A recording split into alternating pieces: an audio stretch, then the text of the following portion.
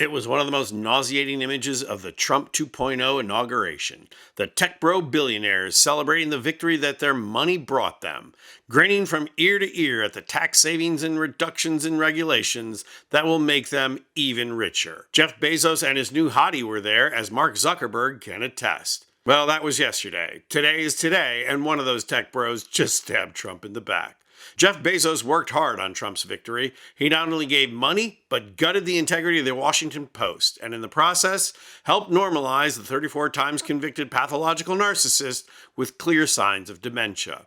And just like Adolf's little group of wealthy industrialists who said, sure, he's a little crazy, but we're going to get richer than ever, and besides, we can always rein him in, so thought the tech bros. And especially when it came to Trump's insane obsession with the world economy destroying tariffs, the tech bros thought, nah, that's just campaign talk. It's not really going to happen. Then when it came close to happening, the tech bros said, all right, time to rein him in. So they all got a hold of Trump one by one and told him, dude, you can't do this. You're going to destroy my business. And as we all know, it didn't work. One of the reasons it didn't work is that Trump and his insiders are secretly making millions on insider trading and crypto kicks by Trump tanking the economy.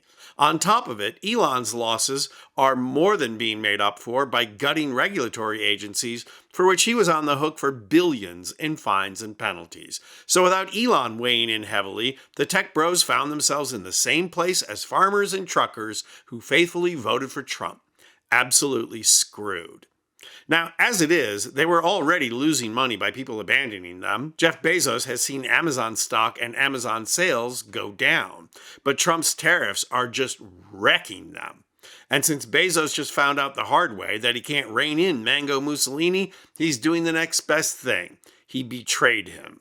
Et tu, Bezos? Amazon just made a stunning marketing announcement, which is nothing short of putting the knife right in Trump's back. Watch as a White House reporter makes clear to the whole world what Amazon is doing. It was reported this morning that Amazon will soon display a little number next to the price of each product that shows how much the Trump tariffs are adding to the cost of each product. So isn't that a perfect, crystal clear demonstration that it's the American consumer and not China who is going to have to pay for these policies? I will take this, since I just got off the phone with the president about Amazon's announcement. This is a hostile and political act by Amazon. Why didn't Amazon do this when the Biden administration hiked inflation to the highest level in 40 years? And I would also add that it's not a surprise because, as Reuters recently wrote, Amazon has partnered with a Chinese propaganda arm. So this is another reason why Americans should buy American. It's another reason why we are onshoring critical supply chains here at home to shore up our own critical supply chain and boost our own manufacturing here. Is Jeff Bezos still a Trump supporter?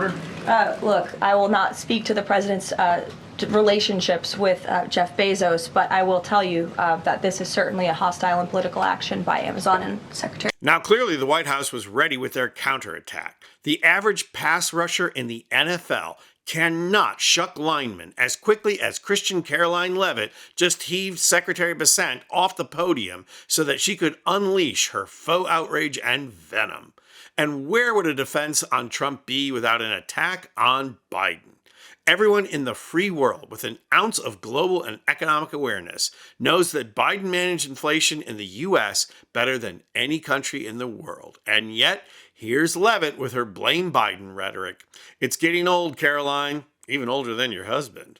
But how about her other lie, that we're countering the economic upheaval by onshoring supply chains? Here's what Secretary Bessent had to say about that. I wouldn't think that we would have supply chain shocks, and I think retailers, they have managed their inventory in front of this. You know, I speak to dozens of companies, sometimes daily, but definitely weekly, and you know, they know that President Trump is committed to fair trade and have planned accordingly. Hello, Mr. Secretary, but you just admitted that companies stocked up on supply chain goods because they knew they were going to run out of product when this kicks in. We have no onshore capacity because guys like you have been screaming free trade since the 80s. You built it He broke it. And now you're BSing for a living.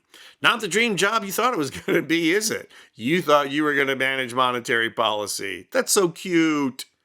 So bluster, blame Biden, and lie. Another day's work for Christian Caroline as the economy comes crashing down. Here's another little fact Levitt failed to mention. UPS is laying off 20,000 workers and closing 73 facilities because of the decline in trade and the decline in Amazon sales. So I don't know about you, but most of the people in this country are getting really tired of all this winning. They're also getting tired of all the whining. Trump is ostensibly the commander-in-chief, but he and Caroline Levitt whine so much that they are soon going to be designated as sommeliers-in-chief. A relatively unknown Democratic House representative has proposed articles of impeachment. If Democrats want to win in 2026, they need to get on board and pump it up. There's no downside to making getting rid of Trump the number one issue. And it's the only chance we have of reining in the commander-in-chief before that. Or are you still waiting on the tech bros to come and save us? I'm Anthony Vincent Gallo for Occupy Democrats.